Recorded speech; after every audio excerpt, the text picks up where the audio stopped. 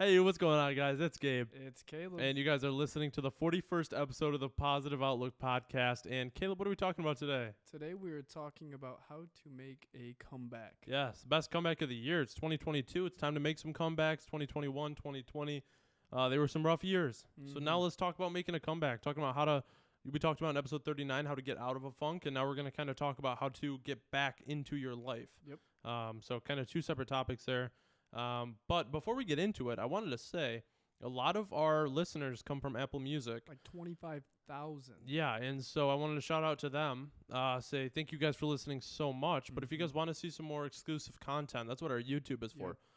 So you can come over to our YouTube channel while you're here. Maybe drop a subscribe, like the videos.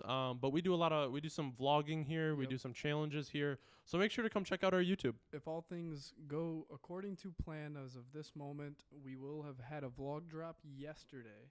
And it's just about how we got to 400 subscribers and how I initiated the challenge that I talked about in our last episode with Gabe. So it should be a lot of fun. Thank you guys.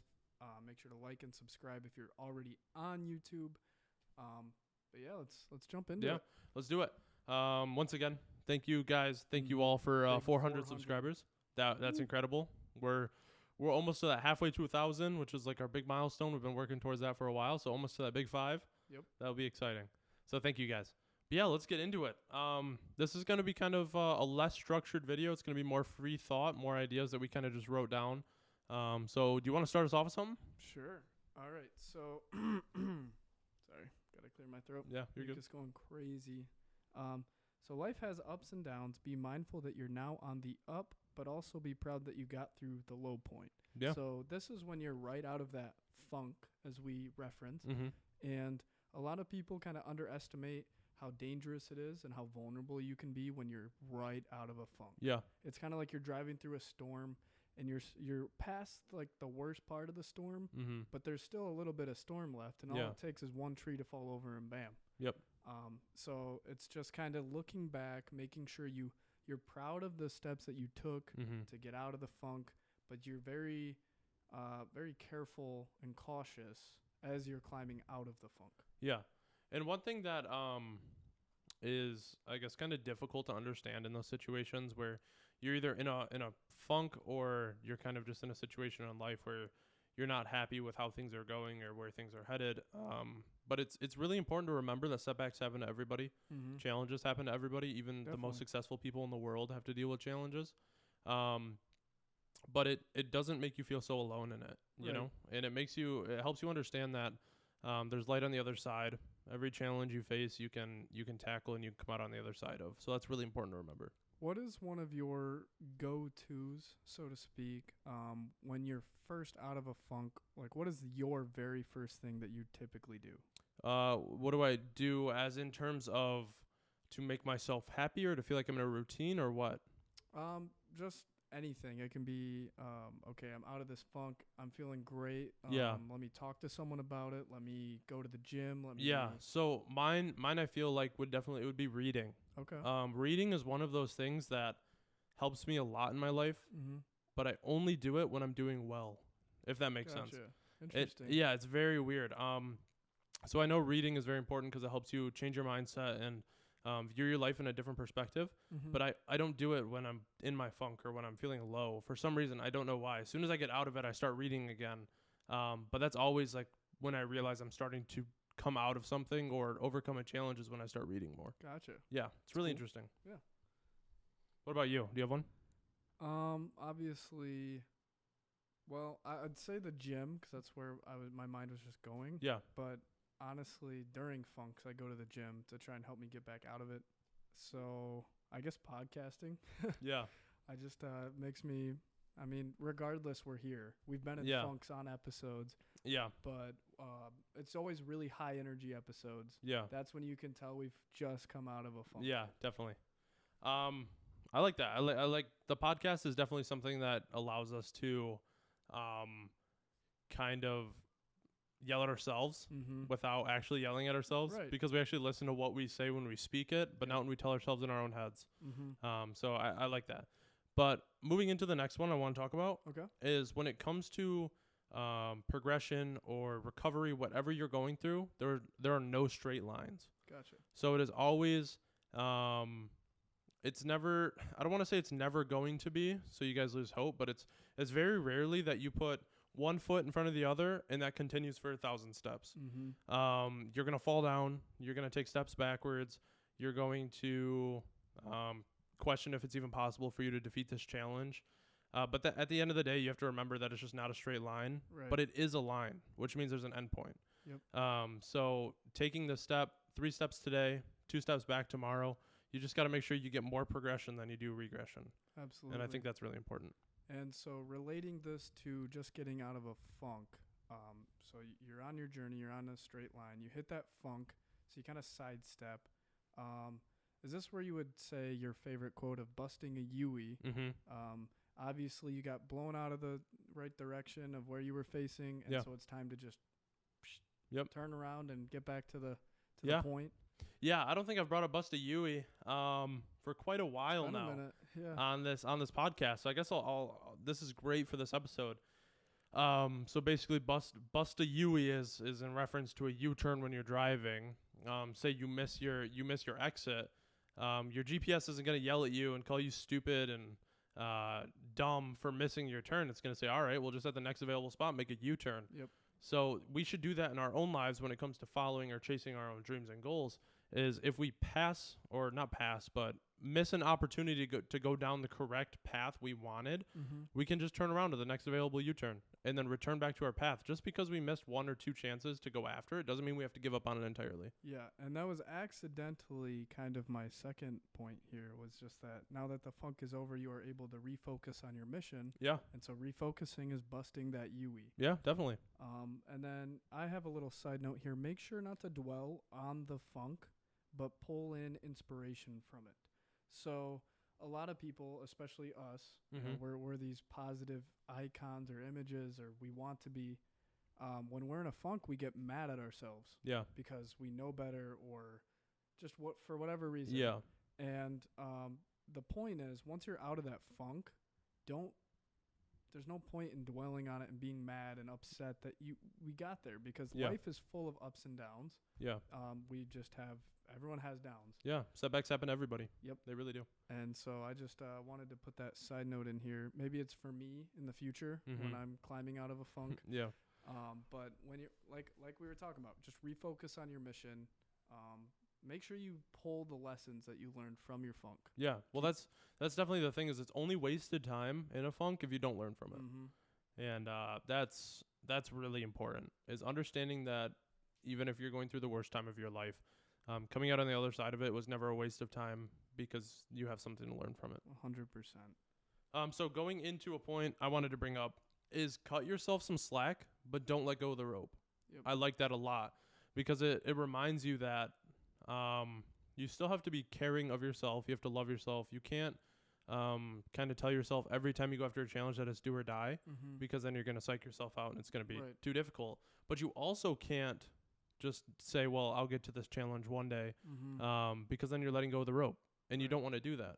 You know, you still have to be mindful of the challenge, but maybe do micro things to get there until you get there, you know? So just remember to cut yourself some slack, go easy on yourselves, but don't let go of the rope. Yeah, you cannot face a challenge to the best of your ability on empty. Yeah. Shout out to Sky, who was in the vlog, actually. She's the one that was telling me that. Yeah. I was kind of going through a hard time, and we had a good conversation, but she was just talking about how you need to rest. You have to, because you can't face a challenge. You're not going to drive in a race. You're not going to race in a race on empty. Right. You know, there's no way you're getting around the track over and over again. Yeah. When you have no fuel. Yeah, definitely. I have a question for you. Yeah. Have you ever heard of imposter syndrome? I don't think I have. I've obviously heard of the term, but I couldn't explain it to you. I actually just learned this last weekend. There's like a billboard up over at my school, and it says imposter syndrome, and I've walked past it a million times, and I've never known what it meant. Yeah. So it's basically when you kind of feel like either you're not yourself or you're around people, but you feel like you don't belong, kind of thing. So it's like from Among Us, the imposter. Yeah. You're secretly like the red imposter. Yeah, right. But I was just curious if you've ever had to deal with that, even on a small term scale of imposter syndrome. Yeah, I think a lot of us experience it when it comes to just our normal, our everyday lives. Maybe who we pretend to be at work, who we pretend to be around certain friend groups. Like we talked about, when it comes to those social structures in your life, when it comes to like a group of friends, is if you can't be genuine and be yourself in that group, then you shouldn't be in that group. Right. Because you should be around people that accept you for who you are. And if you aren't, then go find those people, because life will become so much more eye-opening, and the experiences you have in life will be so much more fun Definitely. if the people around you accept you for who you are and you can be yourself around them. Right. And you just be careful, because, if you ever feel like you're going through the imposter syndrome, it's easy to just beat yourself up for it. Yeah. Even though it's not necessarily intentional, it's not necessarily your fault. It can be because of the setting you're in, or because you're in a funk. And so when you're climbing out of that funk, honestly, almost every time I've lost the feeling of the imposter syndrome, kind of when the cycle ends, if you will. Yeah. So I don't know. I just thought we could discuss it a little bit, because it's definitely out there, and I had never heard of it until recent. So That's interesting. It's funny because there's so many terms out there where you know the situation, but you don't know the actual term for it. Exactly. Yeah. And so like all these people will try to impress you and use these big terms and stuff. Yeah. And you're just like, huh? And when they explain it, you're like, oh. Yeah. That's common sense, bro. Why'd you Right. say that? Another topic I wanted to bring up here was make peace with your failures. Because it gets overwhelming. It really does when you have these goals or these challenges. And whether you attack them or you cower down from them, it adds up when it goes time after time of you attempting these challenges, failing, where you feel like you're not good enough, Yeah. And instead of understanding what you learned from it, or gaining something from the experience, you hold on to them. And every time it happens, you just tell yourself every time, like, I'm not good enough. And all these things, they continue to add up to where it's almost like a snowball. And then there's kind of like nothing you can do. It's rolling down the hill. You got to find a way to break that snowball. And once you break that snowball and you're kind of free from all of that behind you, you have to start making peace with your failures. Yep. And I think that's one of the most important things to learn in life. And even regardless, like I'm sure we still do it every day, where there's things that we hold on to and there's those failures that are hard to let go. It's hard to make peace with them, but it's so important to do that. I was watching a video, and there was this picture, and it was these two people walking outside of a church in a storm, and right next to them was like this church, and it represented that if the people just look up, they would see the church and would be able to go in and warm up and be happy again. But instead, they kept their heads down and they just kept trudging through the snow. Yeah. And that's kind of how people who don't make peace with their failures are.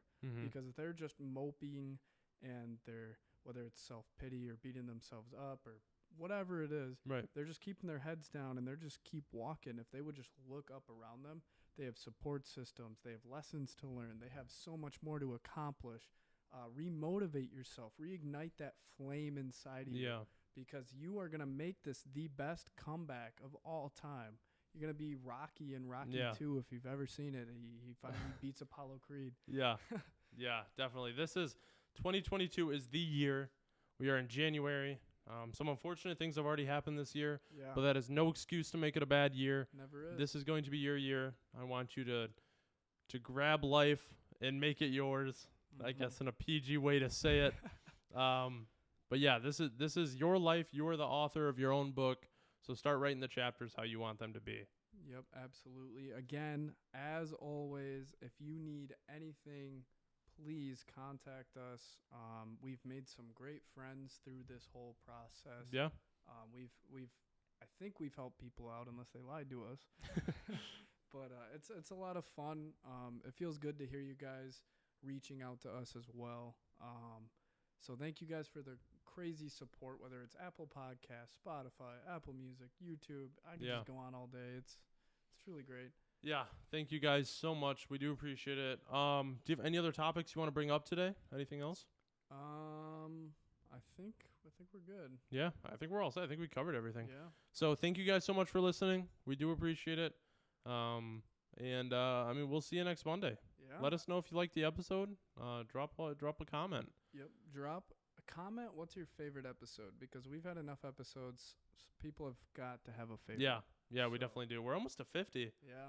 52. Well, actually, 53. Episode 53 will be our year Mm-hmm. because we dropped an episode on our first day. Yeah. So technically, episode 2 was our first week. Plus 7.5 and Wait. well, but then we have that Friday episode that we just dropped, like 37. So it's kind of we'll see. Oh, true. So that evens them out. So it'd still be 53 because Yeah. 7.5 was a week, and then or 38 was it? Yeah. It was 2 episodes in a week. Yeah. So yeah, so that would be even. So it'd still be 53. All right. So 53 will be our year. That's Oh. crazy. It's coming up. Kinda. I mean, we just hit 40, but it'll be there soon. But thank you guys so much for watching. We do appreciate it. And happy Monday. Have a great week, everybody. Bye bye.